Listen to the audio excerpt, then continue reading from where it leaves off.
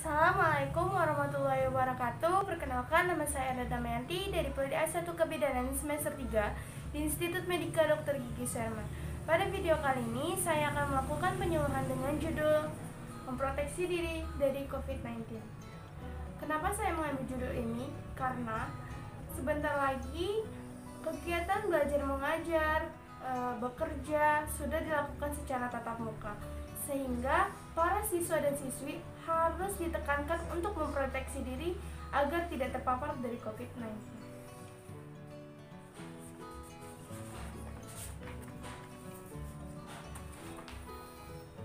COVID-19. Apa itu COVID-19? COVID-19 adalah penyakit yang disebabkan oleh virus SARS-CoV-2 atau yang disebut dengan virus corona. Virus ini sudah mewabah di Indonesia sejak awal tahun 2020 hingga detik ini. Maka dari itu, untuk mencegah penyebaran yang lebih berbahaya lagi nantinya, siswa dan siswi harus ditekankan untuk selalu menjaga kesehatan dan mengikuti protokol kesehatan. Dan tidak lupa untuk selalu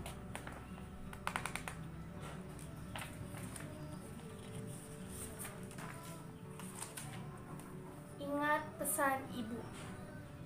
Apa aja ingat pesan ibu itu? Yang pertama, selalu menggunakan masker, mencuci tangan, dan menjaga jarak. Di sini saya ada cara cegah untuk mencegah agar tidak terpapar dari COVID-19. Yang pertama, 8 cara cegah COVID-19. Yang pertama, selalu menggunakan masker. Masker yang digunakan harus masker yang 3 lapis, atau boleh masker kain, masker medis, atau masker yang memiliki filter yang cukup bagus.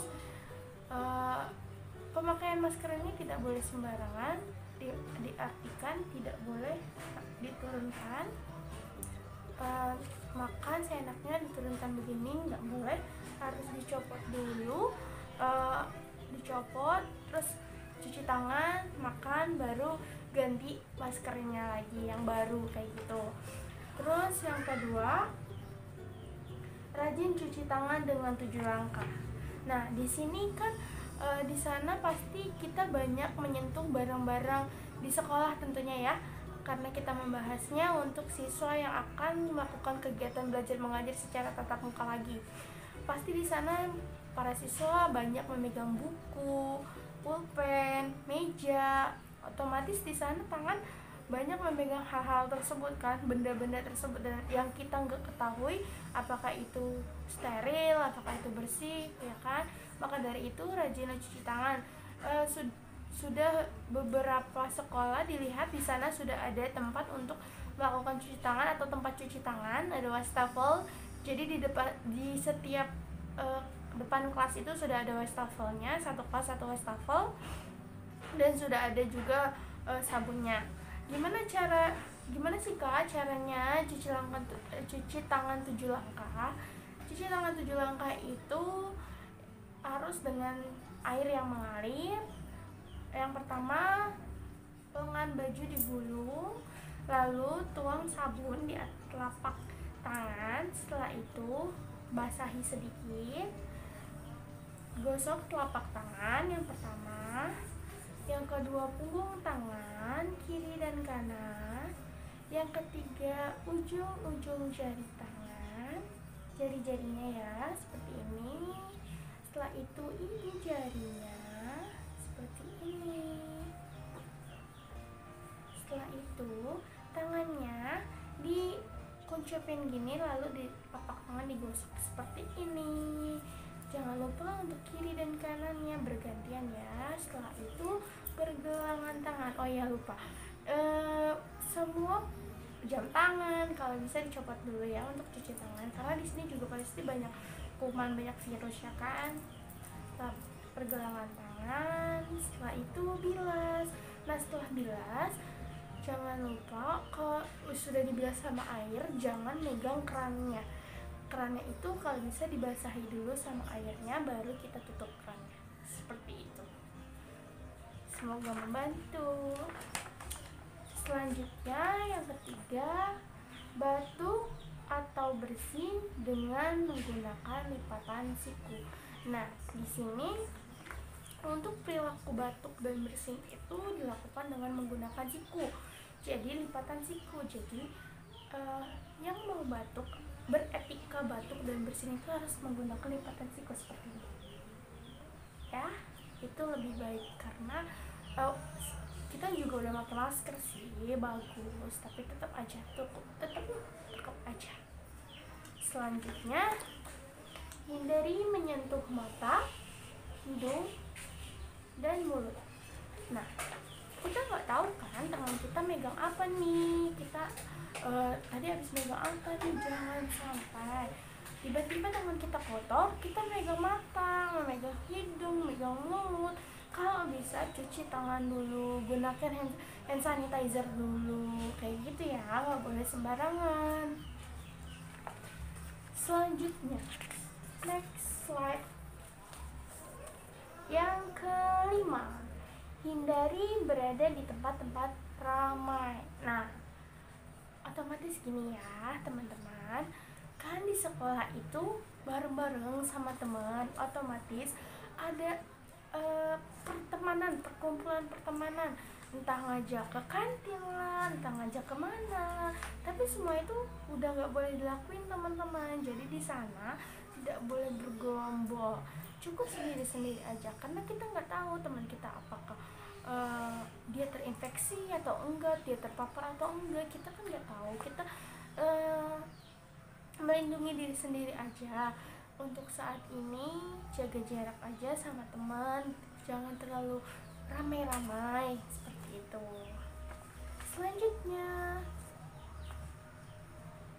menjaga jarak dengan orang lain. Nah, ini di sini jarak dengan orang lain juga cukup penting ya, termasuk yang dibilang sama ingat pesan ibu. Nah, di sini di tempat duduk per kelas itu sudah dibatasi duduk antara siswa itu batasan 1 sampai 1,5 meter. Jadi untuk teman-teman dimohon sangat, jika peraturan seperti itu turuti, ikuti protokol kesehatan di sananya, jangan melanggar. Nggak ada guru, nggak ada yang lihat, nggak ada bapak ibu guru, geser aja bangkunya, duduknya deket kayak gitu, terus diomelin baru pindah. Jangan seperti itu. Kamu harus memproteksi dirimu, melindungi dirimu. Ingat, banyak orang tua yang kita harus jaga, ngerti? Selanjutnya, bersihkan permukaan atau benda-benda yang sering dipegang dengan desinfektan. Nah, di sana kan setiap kelas itu cuma diisi dengan 50% orang. Jadi misalnya satu kelas siswanya 20, jadi 10, karena kan ada pembatasan jarak, terus juga kayak bergantian seperti itu kan, karena nggak boleh rame-rame. Nah, jadi adanya pembatasan. Nah, kita kan nggak tahu tuh meja bekas siapa, tuh meja siapa yang pakai, kotor atau enggak, apa gimana, apa dipiris atau enggak, ya kan kita nggak tahu. Nah, itu lebih baik disemprot atau dilap dengan desinfektan terlebih dahulu, untuk menjaga-jaga aja, melindungi diri kita juga. Terakhir, bersalaman tanpa sentuh. Ya, kita tahu semua bersalaman pasti bersentuh kan, tapi ada loh bersalaman yang tidak bersentuh. Kenapa kita bersalaman tidak boleh bersentuh? Karena kita tidak tahu tangan dari mereka yang kamu mau salami itu kotor atau enggak, ada virusnya atau enggak, terinfeksi atau enggak, seperti itu. Jadi kita harus harus sih menjaga jarak, terus juga nggak bersentuhan. Kak, gimana caranya? Kan kalau ketemu guru harus sopan. Kak, gimana caranya? Kan ketemu guru harus salaman. Oke, gini ya teman-teman, kamu bisa bersalaman, tetap jaga sopan santun, salam sopan santun sapa, ya kan? Itu tetap dijaga. Kita bisa menyapa bersopan santun, namun dengan bersalaman sentuh kita Tidak dulu ya teman-teman, kita tetap bersalaman tapi tidak bersentuhan. Gimana caranya? Seperti ini. Bapak, selamat pagi Pak, Assalamualaikum. Seperti itu, kayak pramugara-pramugara ya kan sekarang kan jadinya. Nah kayak gitu. Nah segitu aja penjelasan dari kakak, kurang lebih mohon maaf ya.